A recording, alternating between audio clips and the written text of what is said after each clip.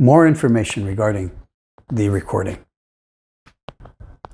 As with other recordings at the time, this recording was made on a small, portable, reel-to-reel professional recording deck. The tape was quickly mailed off to Krishnakanti Prabhu at the Golden Avatar, who ran the Bhaktivedanta tape ministry. The policy was that only tapes that were of philosophical nature, such as lectures, morning walks, and room conversations regarding the philosophy, became part of Srila Prabhupada's tape ministry, where copies were released to the devotees.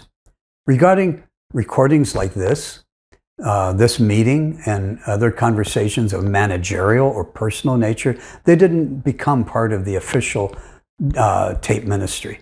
Tapes such as this, Krishnakanti Prabhu simply archived. Therefore, no copies of this tape would have been made or widely released and distributed at that time in 1977.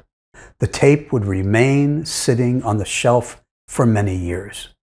What this means is that none of the GBC members at that time in 77, nor for many years after, had access to the actual recording, nor any transcript of it, which is why this faulty, grossly lacking, and outright wrong report was really the only foundation the whole rest of the GBC had for reaching their conclusions as to what they thought Srila Prabhupada wanted regarding this issue. I have found, however, that Rameshwar Swami Prabhu did include a transcript of this meeting in an article or essay that he wrote in 1980. So clearly, it had been transcribed by then. The process at that time was that the BBT had been transcribing all of Srila Prabhupada's audio recordings even before he passed on. There may have been more than one person doing this, but the only one that I knew of, personally anyway, was Balai Devi Dasi. Since the mid-1960s, Srila Prabhupada used a dictaphone for writing his Bhaktivedanta purports. He actually didn't write them. Not after getting the dictaphone, but he would speak them onto the tape. Since the early 1970s, these tapes were sent to the BBT, and Balai Devi Dasi, and maybe others, would transcribe his words. This is how the books were produced at the time.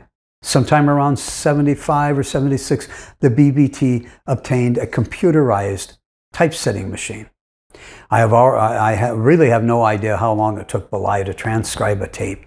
I'm speculating here, but I'm sure she could do a 1-hour tape in probably 2 to 4 hours. I mean, that's just speculating. I don't know exactly. But after Srila Prabhupada departed, there were no longer any book translation tapes to be transcribed.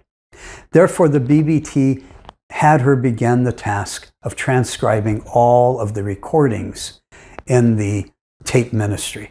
The lectures were the first priority, and at some point, she also began transcribing all of the archived tapes, including tapes such as this, that had not been part of the distributed tape ministry.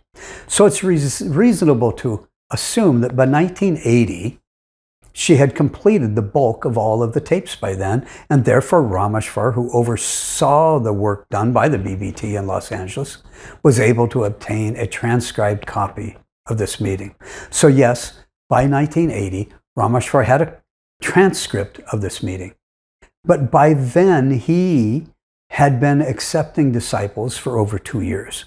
When the other GBC members began to get access to the transcript and copies of the recording, which was actually many years later, they didn't think of questioning the correctness of the original 1977 GBC report.